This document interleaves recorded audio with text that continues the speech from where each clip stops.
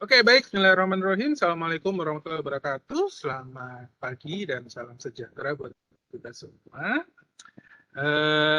Kita lanjutkan pertemuan kita hari ini ya untuk materi IoT-nya.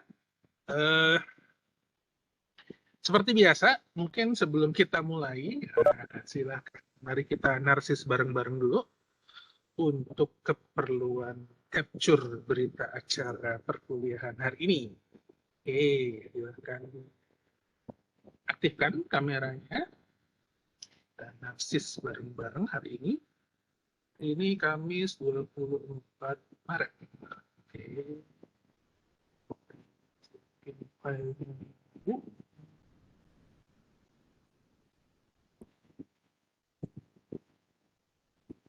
Oh, 24 Maret. Oke.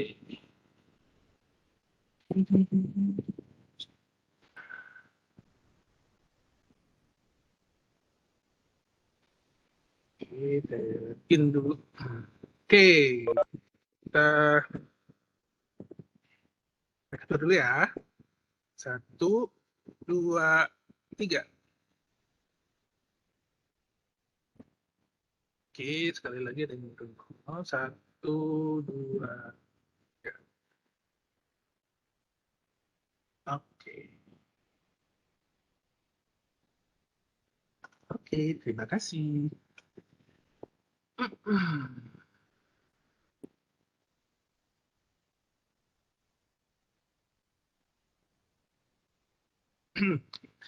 Oke, kita lanjutkan materi kita hari ini.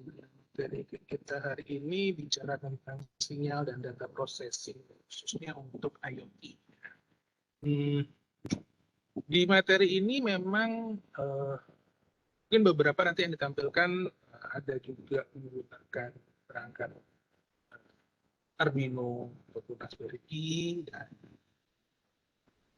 mungkin nanti kalian bingung, confused dengan yang Pak, katanya kita disuruh bikinnya menggunakan cukup menggunakan smartphone saja, ya, tapi nggak apa-apa. Ini artinya untuk memberikan informasi tentang apa nanti yang bisa dilakukan dengan menggunakan perangkat smartphone juga bisa sebenarnya. Jadi nanti processing sinyalnya seperti apa, terus kemudian filterisasinya seperti apa dari sinyal yang didapat,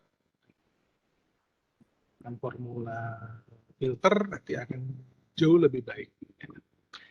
Oke, kita bicara hari ini tentang data acquisition.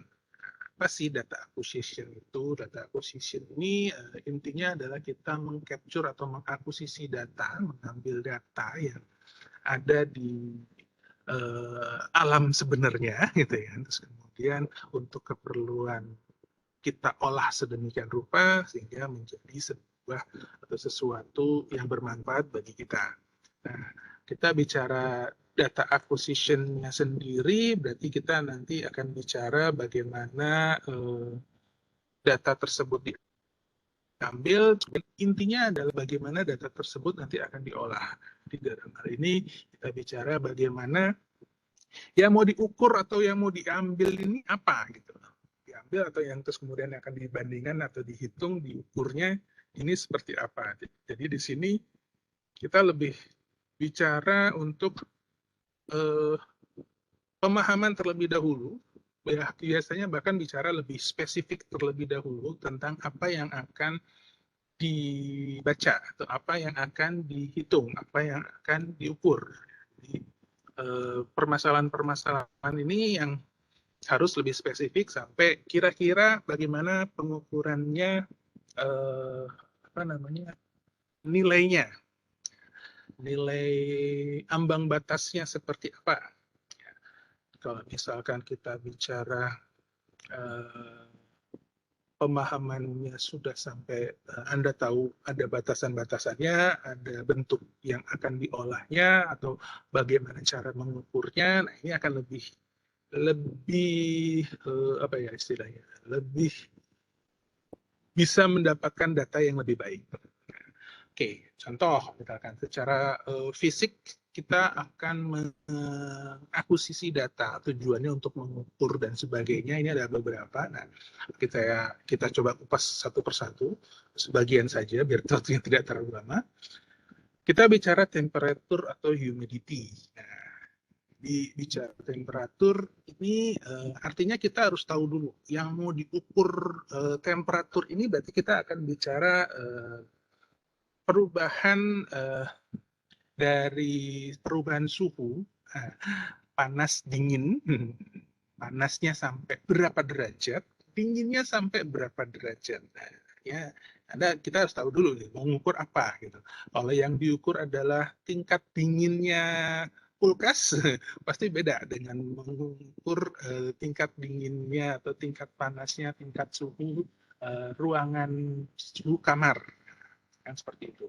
Atau lebih ekstrim lagi, mengukur suhu yang ada di freezer.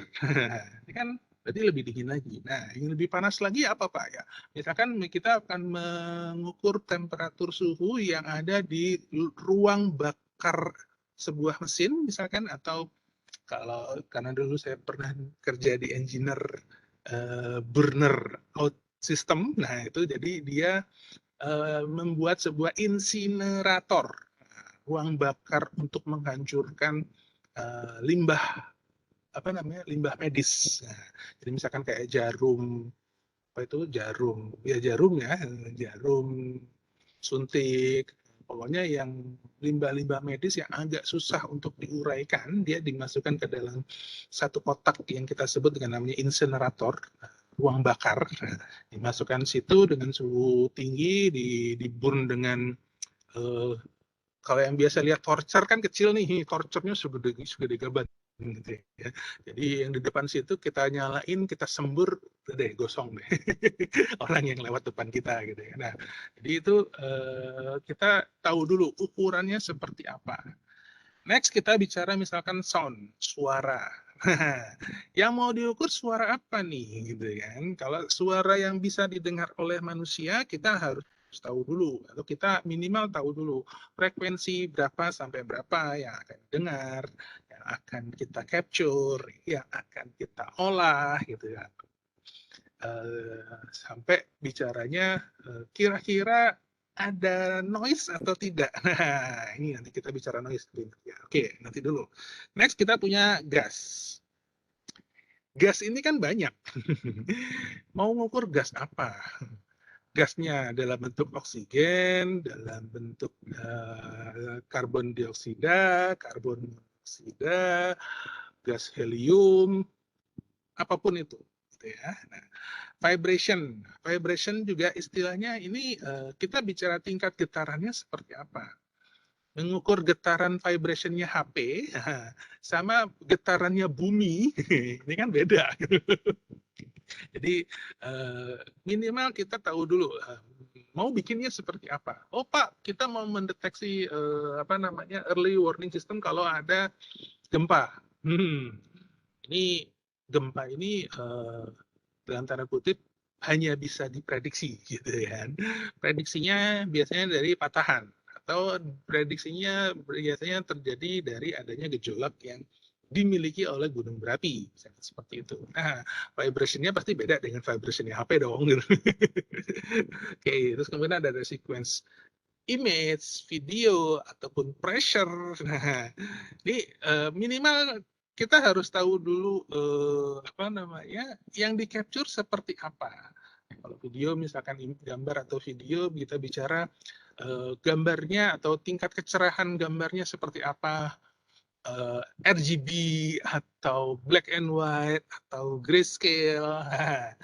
Di pressure ini pressure yang di HP sama pressure yang di apa namanya alat ukur tekanan juga dalam tanda kutip pasti berbeda. Nah, jadi artinya di sini konsepnya untuk mengambil sebuah data akuisisi minimal Anda harus tahu lebih detail terlebih dahulu Anda mau ngapain. Karena kalau ngomong, saya mau sensor gas Pak, oke gasnya gas apa dulu. Terus kemudian baru kita bisa menentukan kira-kira yang akan diukur apanya. gitu ya. Oke, so di sini kita bicara, misalkan kita bicara gas di sini, kita bicara yang gas yang diukurnya seperti apa, oksigen, karbon dioksida, karbon monoksida. Terus yang mau diukur apanya? Di sini ada flow-nya, ada temperaturnya, ada partikel per square inch-nya. Jadi lebih detail gitu ya. Kira-kira mau ngapain? Kemudian kita juga bicara how fast does the signal change. Nah, kita bicara sudah tahu apa namanya bentuk yang mau diukur seperti apa perubahannya. Misalkan tadi kalau ngomong gas berarti bicara misalkan berapa banyak partikel per square inch-nya. Oke, terus kemudian dalam satu suhu ruangan itu gas karbon dioksida, gas monoksidanya ini kita bicara seberapa cepat berubahnya. Ya kan tekanan gasnya berubahnya dalam hitungan detik, dalam hitungan menit, dalam hitungan milidetik. Nah, ini jadi seberapa cepat sinyal berubahnya. Kalau misalkan contoh di sini dia nyebutin temperatur. Nah, temperatur suhu ruangan mungkin perubahannya tidak akan signifikan dari 24 derajat langsung naik jadi 28 derajat misalkan, atau langsung turun menjadi 18 derajat misalkan. Nah, atau mungkin juga bisa cepat. Kenapa? Oh, ternyata ruangan sebelah lagi kebakaran gitu kan. Ya, pasti ruang sebelah yang kita tempati pasti juga ikut panas, dan panasnya bisa naik drastis. Tapi naiknya pun juga nggak langsung begini kan. Nggak langsung naik apa namanya, sinyalnya nggak akan langsung naik seperti lonjakan yang dari 28 langsung naik 26, 27, 28 gitu dalam satu milidetik, tapi juga nggak mungkin juga. Gitu. Nah, tapi yang jelas pasti ada signifikan sinyal, perubahan sinyalnya seperti apa. Itu yang harus kita lihat, harus kita perhatikan. Next kita bicara range-nya. Range di sini, nah ini yang harus kita apa namanya ketahui juga, karena masing-masing sensor memiliki batasan atau memiliki impedansi yang harus diketahui. Jadi misalkan kalau kita bicara sensor suhu, misalkan, nah range-nya ini seperti ini. Oh Pak, ini kan apa namanya? Karena hanya diasumsikan nanti usernya adalah manusia, karena kalau manusia di atas 40 derajat mungkin aneh gitu kan. Bahkan kalau manusia sampai 0 derajat juga sebenarnya aneh gitu kan. Nah, ini contoh apa namanya? Range yang akan kita pakai. Berarti kita harus tahu, oh ya, jadi kalaupun ada alat yang hanya support seperti ini, kita akan bilang, oh nggak apa-apa Pak, ini cukup. Karena saya biasanya hanya menggunakan seperti ini. Tapi ternyata kalau misalkan tadi saya bilang, saya butuh sensor untuk mengetahui suhu ruang bakar di mesin insinerator saya. Kan nggak mungkin cuma sampai 40 derajat. Karena itu untuk menghancurkan sebuah apa namanya jarum bekas peralatan medis itu butuh lebih dari 40 derajat. Nah, berarti kita harus punya sensor yang lebih dari segitu. Kalaupun sensornya tidak ada, berarti kita harus ada trik sedikit tricky. Artinya sensor ini kita asumsikan harus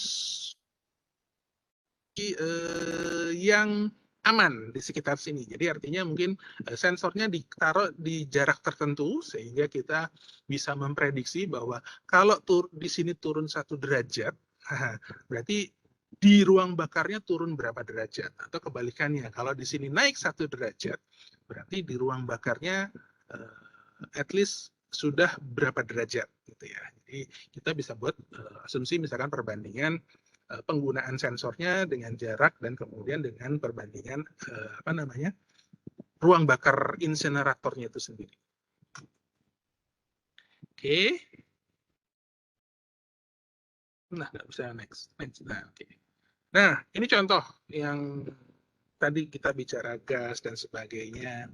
Nah, secara fisik kita tahu kita mau mengukur apa namanya tingkat kepadatan banyaknya partikel di dalam sebuah ruangan misalkan. Nah, jadi secara fisik objek yang akan kita ukur, misalkan kita gas, nah, kita bicara mau karbon dioksida, mau karbon monoksida, oksigen, dan lain sebagainya, silakan. Saya sudah bicara yang akan kita ukur jelas, kita tahu. Terus kemudian kita bicara transducer ataupun sensor yang akan kita gunakan. Contohnya di sini kita gunakan gas sensor. Nah, gas sensor sendiri ini ada beberapa seri, gitu ya. Artinya memang spesifik. Misalkan contoh di sini ada MQ2, MQ3, 4 dan seterusnya.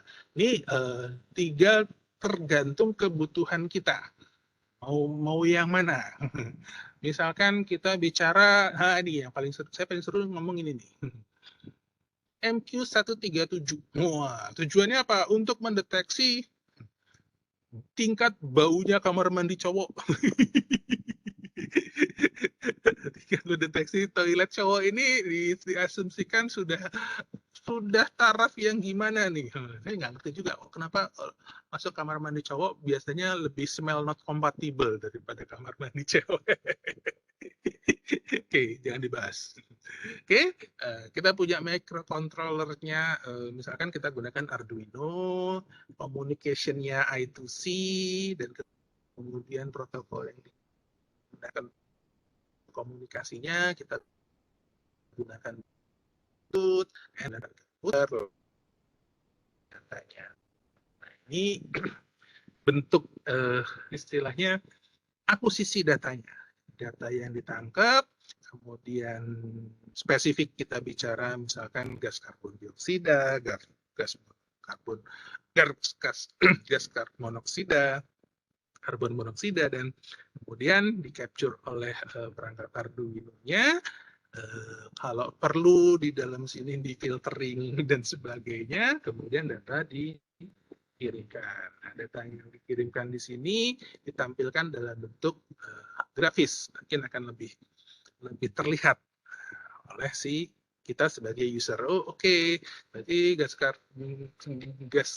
kadar karbon dioksida di dalam ruangan ini untuk hari ini sekian, atau untuk jam sekarang itu sekian. Mungkin saja jadi meningkat atau mungkin jadi menurun. Nah, itu yang akan kita lihat.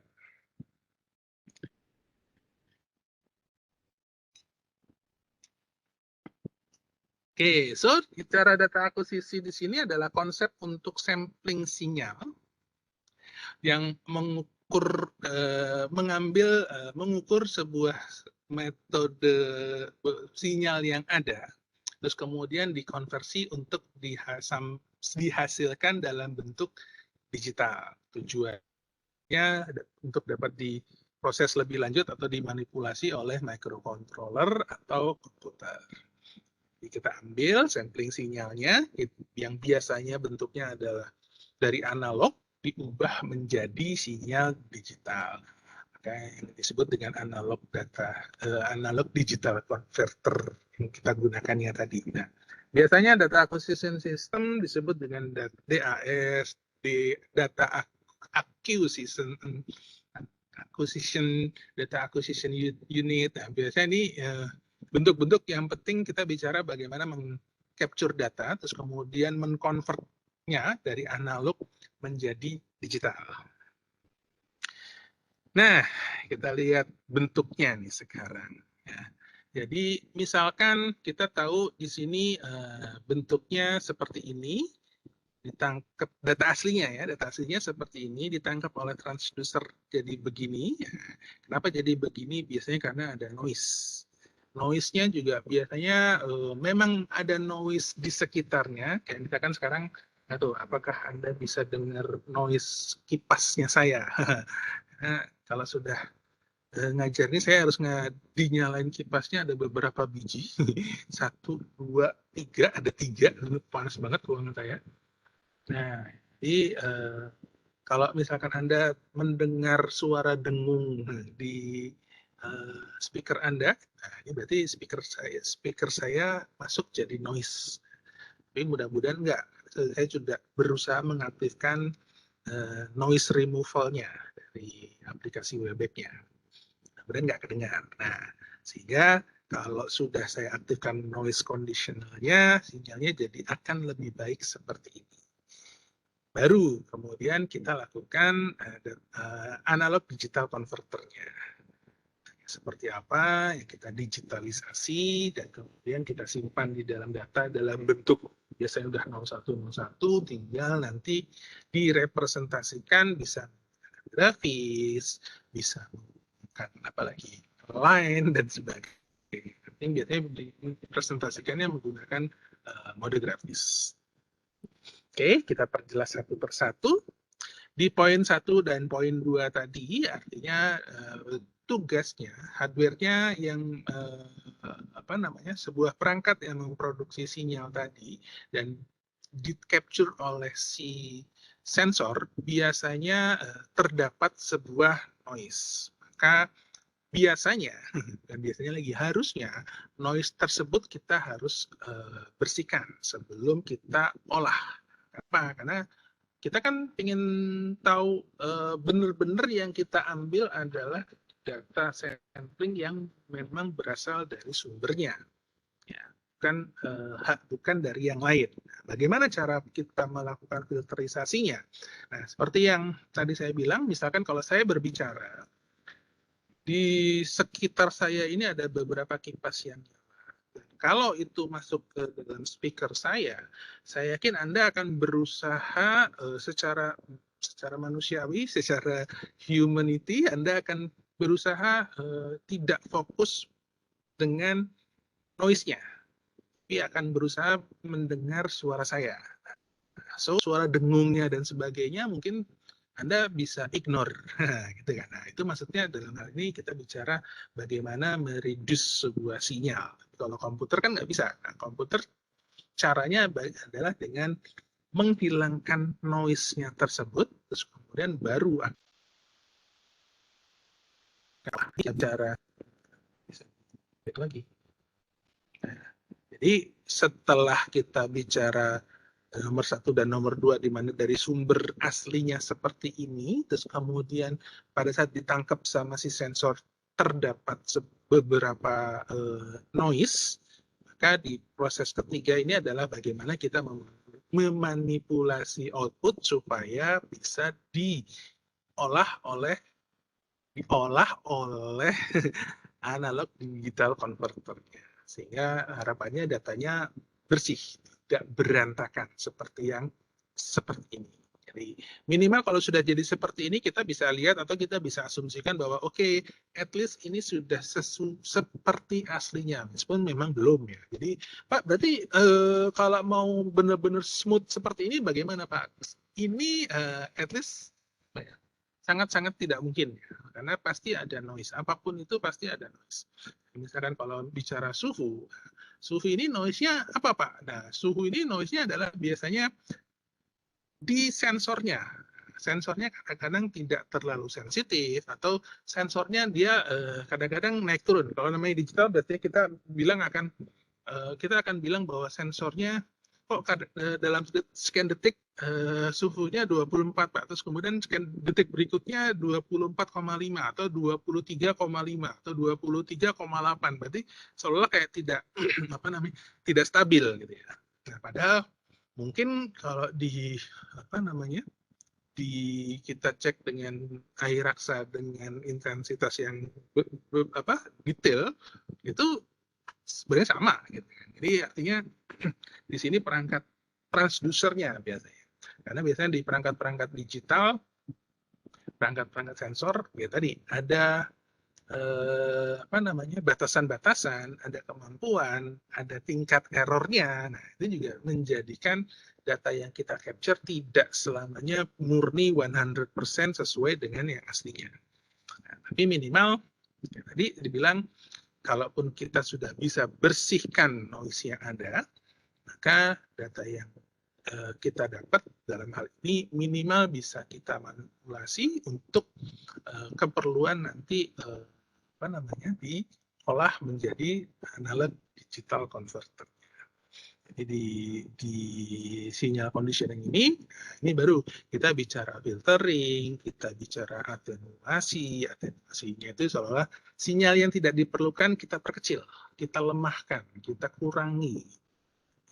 Kemudian kita bicara amplification, jadi yang memang nilainya kita perbesar, ataupun dengan baseline wandering. Explain boundary ini artinya biasanya ada batasan sesuatu yang akan kita ambil, tapi mungkin yang lainnya kita perkecil, kita buang. Dan biasanya misalkan kayak tadi saya bilang, kalau saya berbicara, mungkin aja di belakang sana ada tukang tahu bulat lewat.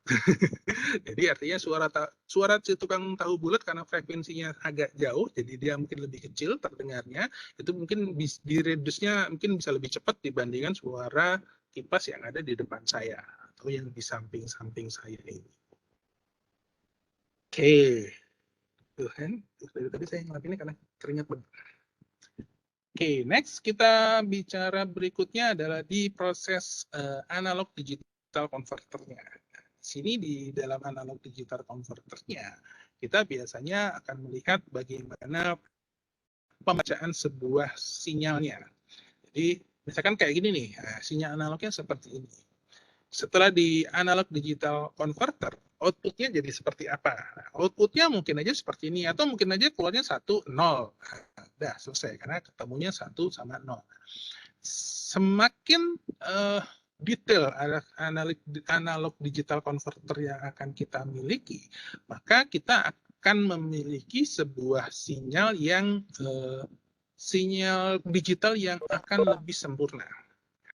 Jadi maksudnya gimana Pak? Jadi kalau ini nggak cuma 1, 0 ya, nanti akan kita bicara tingkat kerapatan sinyalnya, terus kemudian bagaimana kita melakukan samplingnya.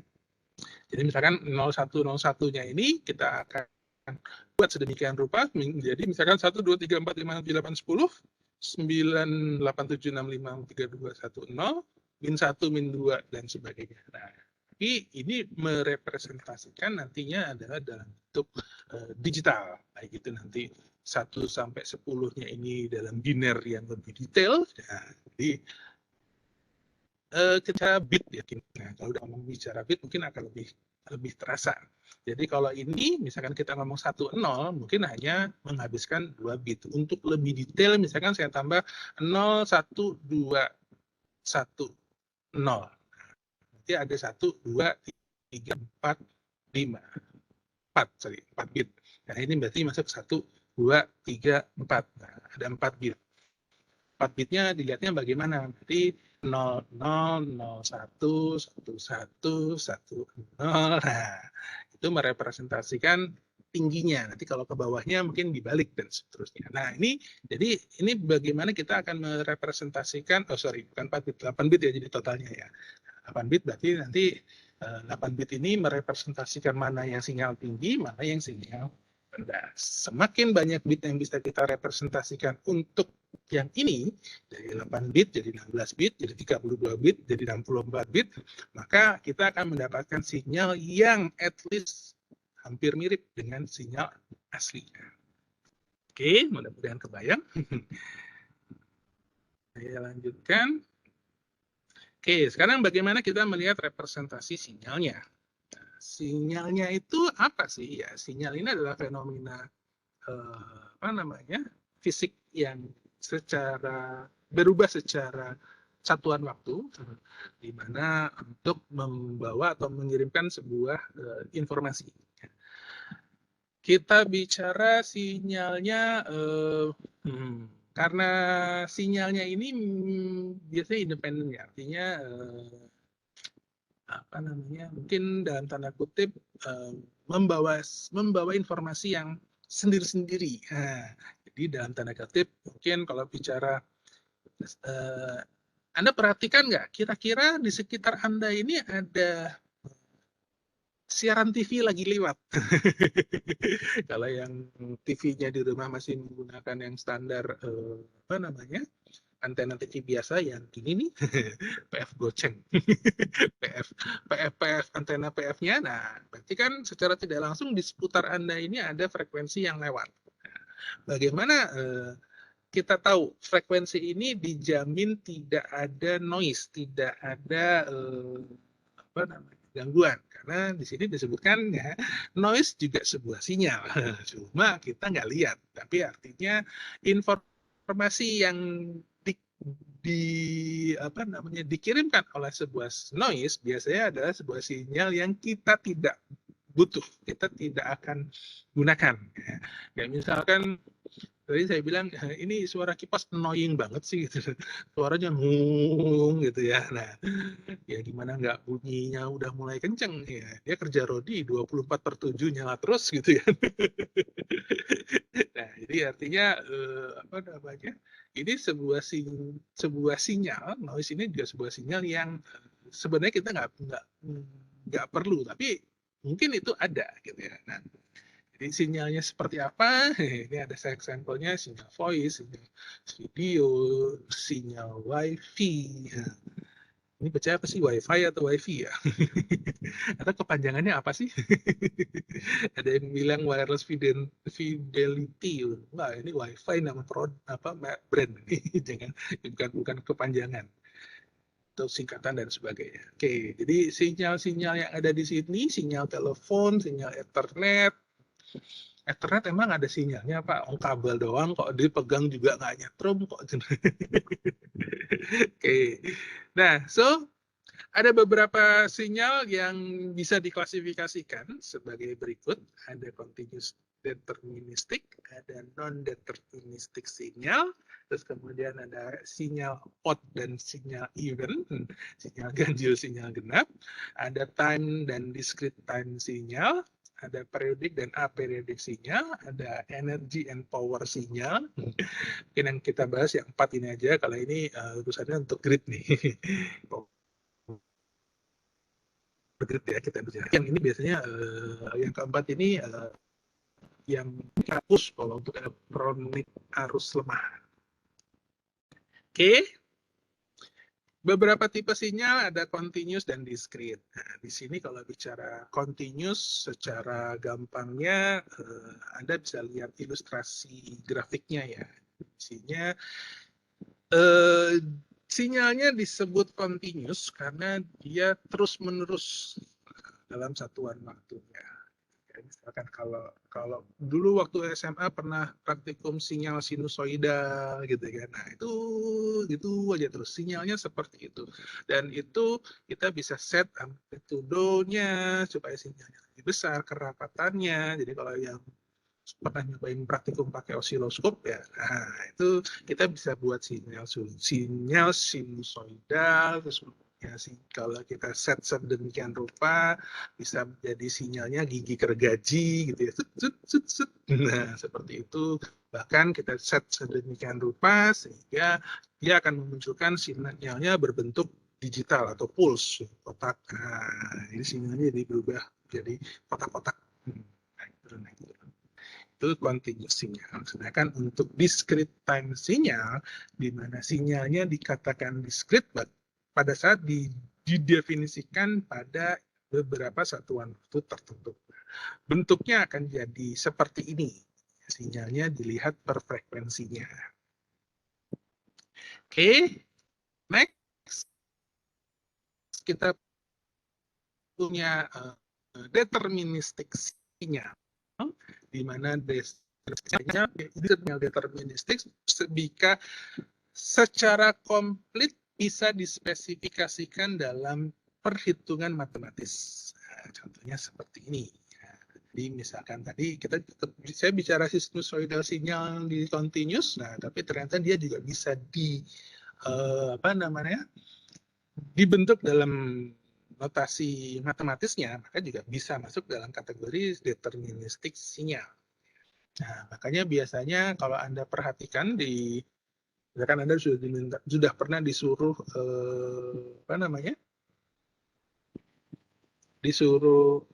dosen Anda misalkan suruh lihat jurnal dan sebagainya, pasti ada beberapa rumus-rumus formula matematika yang ada. Nah, ini biasanya kita bilang kalau misalkan berbicara dengan frekuensi atau sinyal, nah ini masuk kategori deterministik sinyal.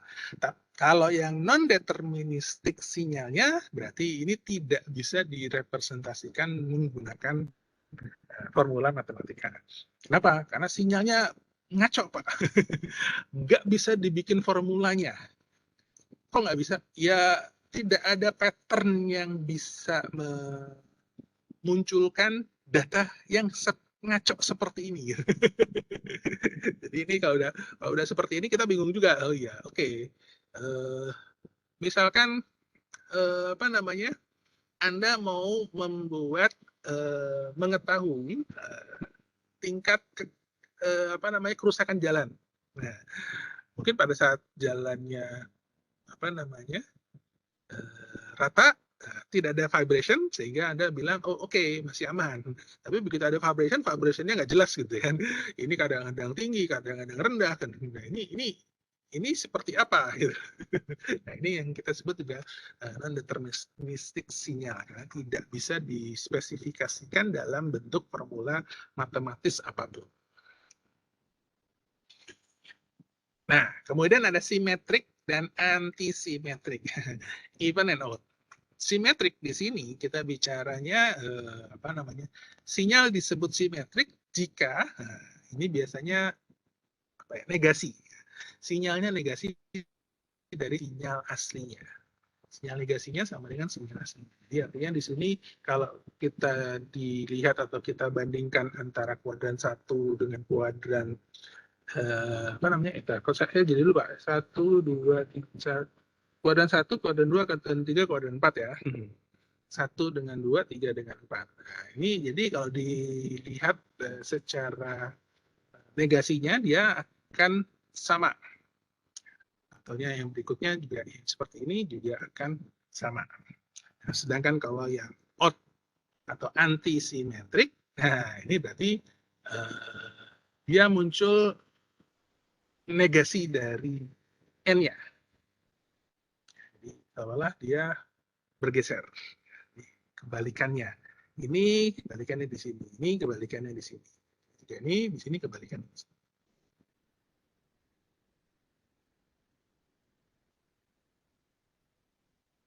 Oke.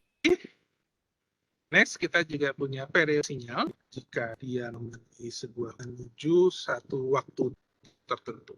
Jadi disebut periodiknya, misalkan ada satu gunung, satu lembah.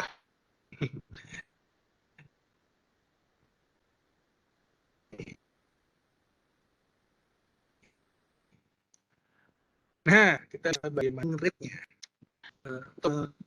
Mesinnya menjadi sebuah digital. Nah, ini kita gunakan biasanya minimal. Nah, tadi minimal 2 kali. Nah, tadi yang saya bilang, kalau misalkan tadi ada sinyal apa namanya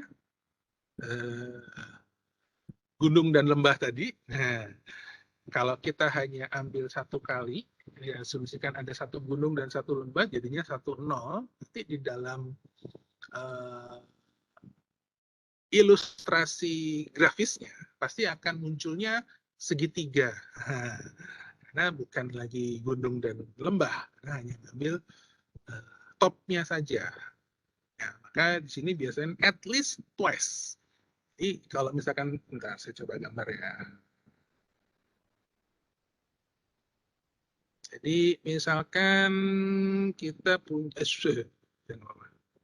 kita kan punya gini. Nah, kalau misalkan kita hanya bicara sampling rate-nya, diambil dari yang top-nya saja ataupun yang low-nya saja, seperti ini, maka hasil analog digital converter kita pada saat diminta membuat grafisnya, maka dia hanya akan gambar grafisnya mungkin begini. Set, set, set. Nah, mungkin gini, kenapa? Hanya dapat data topnya doang. Tapi kalau misalkan kita bikin 2 kalinya, berarti dia akan jadi begini.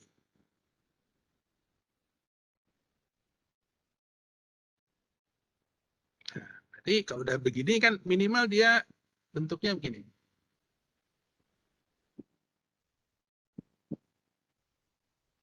Kan disebut at least. Di sini seolah dia membaca datanya sudutnya, tidak melengkung. Kok melengkung sama garis sama ya Pak, ya, saya tidak jago gambar. Nah, tapi kalau misalkan kita bilang di sini bahwa dia menyebutkan at least twice. Kalau misalkan Anda mau lebih detail lagi, sampling rate-nya ya Anda bisa ambil di sini. bisa lebih detail gitu. Jadi semakin rapat, semakin banyak sampling data yang kita ambil, maka bisa dipastikan bentuknya akan smooth. Jadi garis-garis sambung-sambungnya akan smooth. Kayak misalkan Anda suruh membuat sebuah lingkaran dengan diketahui jari-jarinya, tapi Anda apa ya? Pernah nggak ada mata kuliah komputer grafis ya? Oke, asumsinya gini. Misalkan Anda diminta menggambar sebuah lingkaran tapi tidak menggunakan fungsi circle. Nah, mampus deh itu.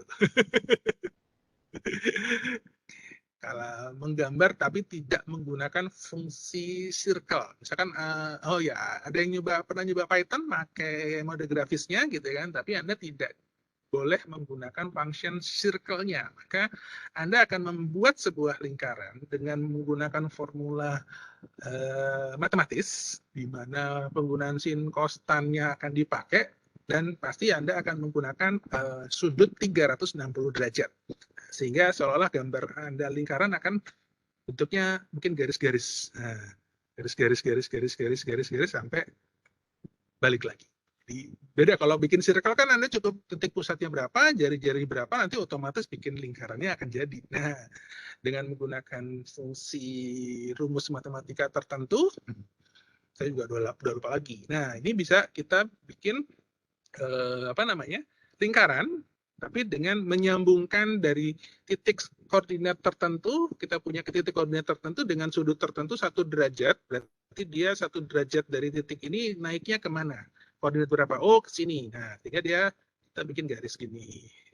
Kita bikin garis gini, kita bikin garis gini, kita bikin 1 derajat, 2 derajat, 3 sampai 360-nya tercapai. Tapi kalau misalkan, oh Pak, 45 derajat aja Pak, ya nggak jadi bulat. Anda bisa bayangkan tidak jadi bulat pastinya. Ya. Oke, artinya samplingnya sampai, ini sebetulnya 10 kali, sampai 1000 Hz, sampai sering ini biasanya supaya hasilnya jadi jauh lebih baik. Oke, ya kita lanjutkan.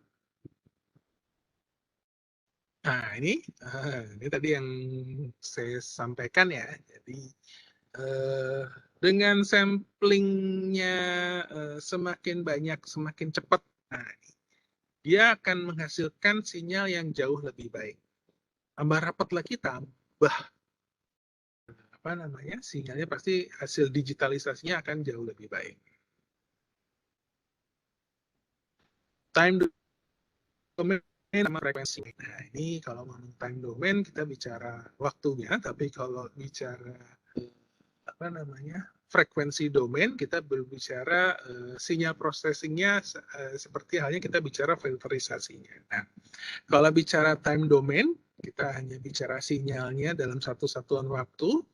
Dalam satu satuan waktu kita bicara berapa kilohertz, berapa amplitudo. Tapi kalau dibicara dalam frekuensi domain, ini adalah 1 kilohertz, dia hanya tampilnya seperti ini. Kalau di amplitudenya kita berbesar sampai 2 kilohertz, bentuk sinyalnya dalam satuan waktu seperti ini, muncul di dalam domain frekuensinya jadi seperti ini. Jadi kalau misalkan kita ada 2 sinyal yang digabungkan atau terjadi, misalkan sinyal aslinya seperti ini, ada sinyal noise seperti ini, sinyalnya jadi seperti apa, Pak? Nah, jadi berantakan.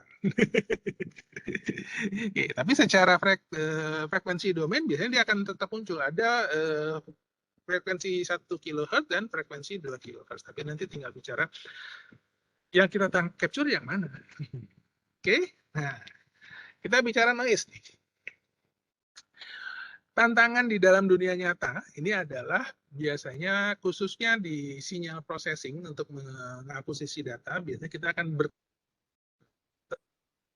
si noise ini atau si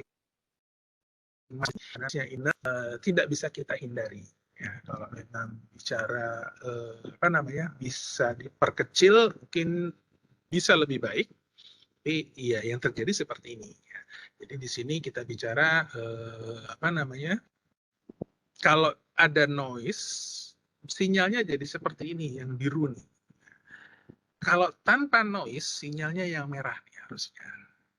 Jadi, sinyal noise-nya bisa Anda lihat di sini nggak ada sama-samanya sama sekali gitu. ada yang sinyal noise-nya konstan seperti yang saya bilang tadi, bahwa misalkan saya ngomong ini si fan ini bunyinya itu noise-nya konstan. Nah, ada yang memang noise-nya nggak konstan. Misalkan tadi saya bilang kadang-kadang ada tukang tahu bulat lewat, tukang sayur lewat, masih masuk pagi kan sekarang ya, jadi masih banyak yang jualan tukang sayur, tukang buah lewat di depan masih ada. Oke, so masalahnya kalau udah seperti ini, bagaimana kita meng-capture data kalau memang ada noise di sini. Pusing juga melihatnya.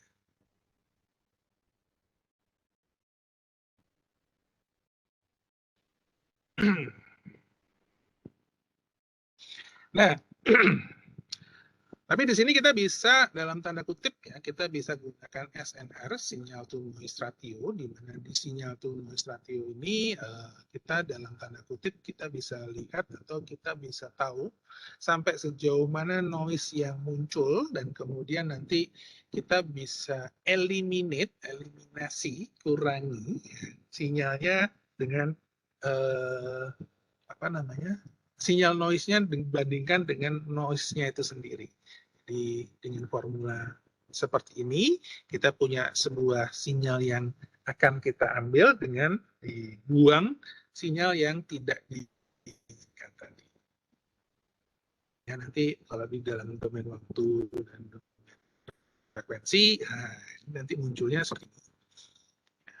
Hasil representasinya setelah noise-nya kita hilangkan.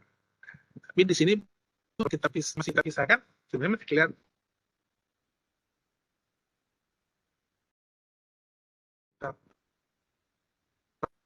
ini ada noise-nya. Sehingga noise ini yang nanti kita buang. Frekuensi yang untuk 500 kHz kita buang, sehingga kita hanya akan punya frekuensi yang 5 kHz saja. 500 kHz-nya kita bisa buang. Nah, dalam representasi domain, nah kalau misalkan kita melihat menggunakan spektrum analysis ya, jadi di sini biasanya sinyal, kalau sinyal seperti ini mungkin enak kita lihat di buang. Tapi kadang-kadang ada harmonik sinyal, artinya noise-nya beragam. Kadang-kadang misalkan kita ngomong gini, manusia berbicara pada frekuensi tertentu. Nah, saya ngomong seperti ini, mungkin frekuensinya satu. Mungkin, tapi kan karena ada tekanan, ada intonasi, dan sebagainya, sehingga suara saya itu kisarannya bisa saja nggak cuma 1 kHz, mungkin 1,2 kHz, mungkin 1,2 dan 1,3 kHz karena ada intonasi naik turun. Nah, situ nanti kita biasanya jadi bingung. Berarti sinyal aslinya yang mana? Ya, belum ditambah noise tadi. Tapi biasanya kalau sudah kita bisa tahu bahwa rentang suara manusia ada di sini. Kemudian di belakang ada dogi lewat itu barusan. Frekuensinya di mana? di dalam harmonik sinyalnya, artinya kita harus tahu bagaimana membantu untuk menganalisis sinyalnya yang memang kita perlukan seperti apa. Di sini kalau kita di frekuensi domain frekuensi, ya ini kita biasanya bisa lihat atau kita bisa eliminasi. Biasanya kalau sudah direpresentasikan dalam bentuk gambar, grafik dan sebagainya, ini nanti akan ya, terlihat polanya atau patternnya. Kalau yang biasa dengerin musik pasti tahu ya, kita ngomong filterisasi si suaranya dengan equalizer misalkan. Saya ingin dengar suara bassnya deh, saya ingin dengar suara twitternya deh, saya ingin dengar suara musiknya saja, saya ingin dengar suara orangnya saja. Nah, artinya di sini kita bisa melakukan pemilahan suara berdasarkan frekuensi yang sudah ditentukan. Oke, kita bicara processing sinyalnya. bagaimana meremove sinyal noise yang paling utama, karena cerita noise ini annoying banget. Anda mungkin mendengar atau Anda mungkin tidak mendengar bisingnya fan saya, tapi kalau misalkan Anda bisa mendengar, berarti noise-nya nggak noise removal-nya nggak jalan. Nah, ini kan tinggal seperti sampai sejauh mana, atau apa namanya si mic-nya kita set, dia hanya akan mengcapture pada radius berapa senti dari si asal suara. Di sini kita bicara bagaimana meremove-nya. Tapi yang jelas ada beberapa processing untuk meremove noise. Biasanya kita bicara filtering. Ini akan dihapus atau dibuang. Beberapa yang paling umum kita ada 4. Nah, 4 basic. Nah, ada 4 basic kategori dalam filterisasi, yaitu yang pertama ada low pass, ada high pass, ada band pass, ada band stop filter. Apa itu? Kita bahas, jelas kita bicara bagaimana kita melihat frekuensinya, sebuah frekuensi yang nanti akan diizinkan akan diolah atau nanti yang akan dibuang. Dibuang dalam arti biasanya sinyalnya ada yang disebut dibuang ataupun dilemahkan. Sinyal selain itu kita perkecil supaya tidak bisa didengar. Kita bicara bagaimana melakukan filtering. Ini filter respon curve-nya. Filter respon curve-nya ini adalah untuk mengetahui kira-kira sampai titik mana kita nanti akan memiliki sebuah frekuensi. Nah, kemudian frekuensi mana yang nanti akan kita asumsikan yang akan diterima. Contohnya di sini kita bicara ada FC, ada FS, filter summary-nya, filter cut-off-nya. Kemudian yang selebihnya biasanya kita bicara atenuasi atau kita reduksi, kita kurangi sinyalnya supaya tidak didengar atau tidak digubris nanti. Nah, biasanya satuannya biasanya dB ya. Jadi dalam satuan dB di sini atenuasinya kita bisa lihat frekuensi tertentu, nanti atenuasinya diperkecil. Tujuannya apa? Tujuannya untuk biar tidak terdengar. Satuannya masih dB. Jadi, lihat di sini ini dB-nya tambah lama tambah kecil, berarti frekuensi di sini dia akan dikurangi. Nah, kita bicara pertama, filter yang pertama adalah low pass filter. Di low pass di sini artinya frekuensi yang lebih kecil di bawah ini diizinkan lewat. Tapi yang lebih dari FC kita tentukan sini, maka dia akan dibuang. Di contoh di gambar di sini kita punya sinyalnya seperti ini, yang kita lakukan filterisasi, dan kita bisa lihat di sini ternyata ada frekuensi yang 100 Hz dengan tinggi tingkat suaranya seperti ini, 50 seperti ini, yang 120 Hz mungkin seperti ini. Jadi artinya bisa frekuensi di bawah ini kalau bicara low pass ini diizinkan lewat frekuensinya, tapi yang ini di stop, tidak diterima ataupun terkecil, kemampuannya dikurangi. Kebalikan, frekuensi di atas ini di capture, selebihnya yang frekuensi di bawah dari yang sini, bawah FC-nya ini yang akan dikurangi atau tidak digunakan. Next ada band pass filter.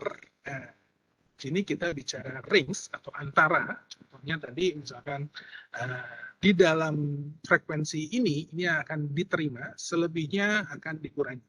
Ini juga akan dikurangi, di cut off ataupun dikurangi. Nah, contoh di sini misalkan kita bicara tadi Anda mau mendengar kita mau memfilter suara manusia. Oke, kita tahu bahwa frekuensi manusia itu dari sekian sampai sekian. Nah, at least misalkan saya mau mengetes, saya punya peluit untuk memanggil binatang anjing. Nah, itu peluit kalau ditiup, kita dengar nggak? Mungkin kita nggak dengar.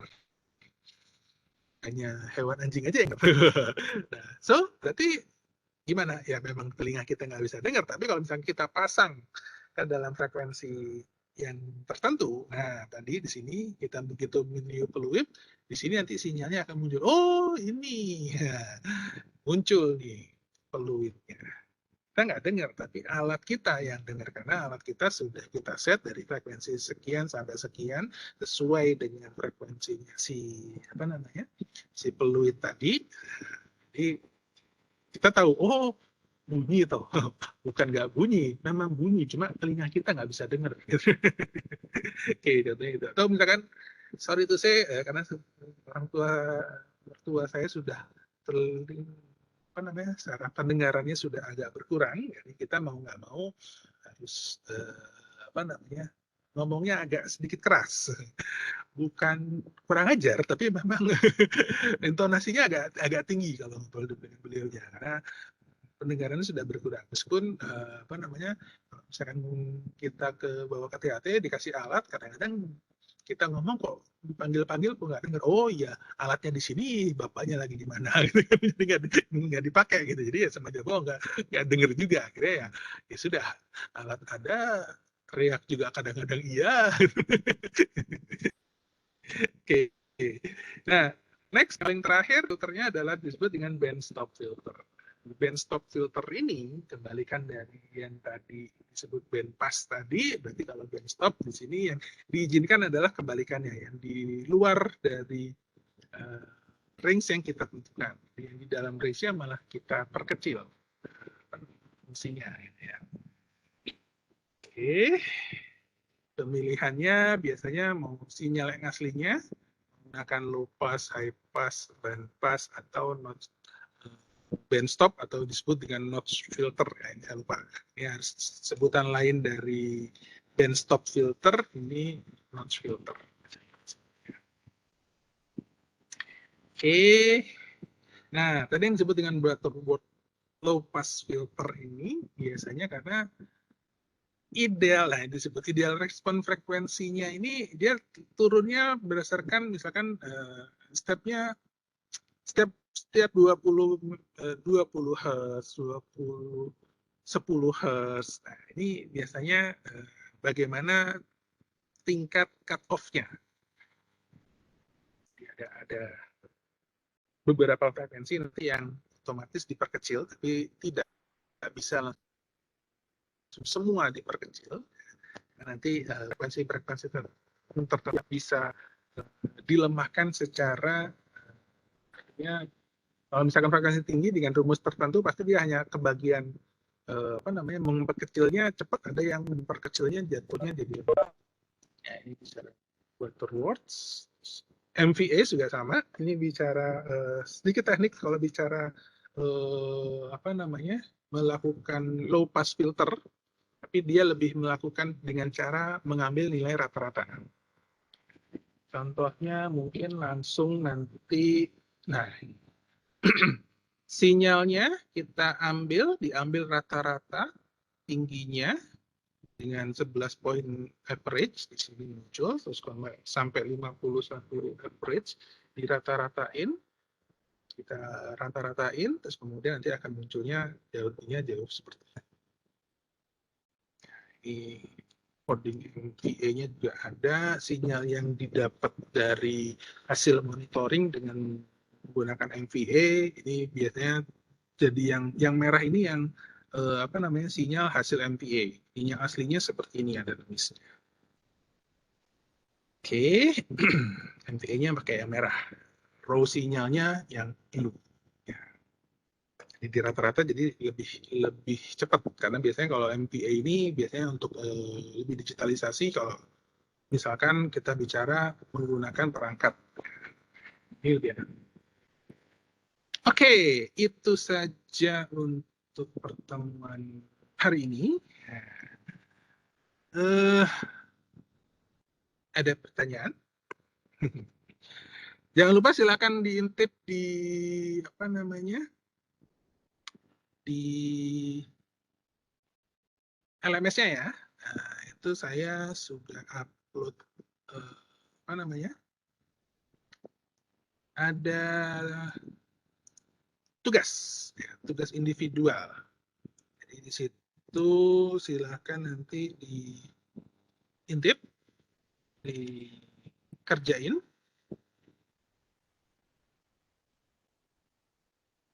Kemudian waktunya 2 minggu. Waktunya 2 minggu, ya 2 minggu dari sekarang. Berarti sampai hari Rabu minggu 2 minggu lagi, tanggal 6. Ya. Akan dilihat di apa namanya di LMS-nya. Di situ Anda diminta untuk mengunjungi sebuah situs. Ada ceritanya juga di situ. Terus kemudian Anda bisa download file hasil data akuisisinya.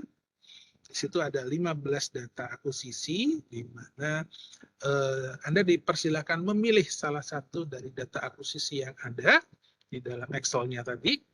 Terus kemudian di dalam Excel-nya ada beberapa aktivitas, ada XYZ, ada yang posisi duduk, berdiri, berjalan, berlari. Nah, itu data tersebut silakan Anda coba olah, ditampilkan mode grafisnya, hasil aslinya seperti apa, terus kemudian setelah Anda lakukan proses filtering seperti apa hasilnya, Anda bandingkan, kira-kira menurut Anda mana yang baik? Hanya Anda cuma diminta untuk mencoba mengolah data yang sudah ada. Oke, ada pertanyaan? Sepertinya tidak ada.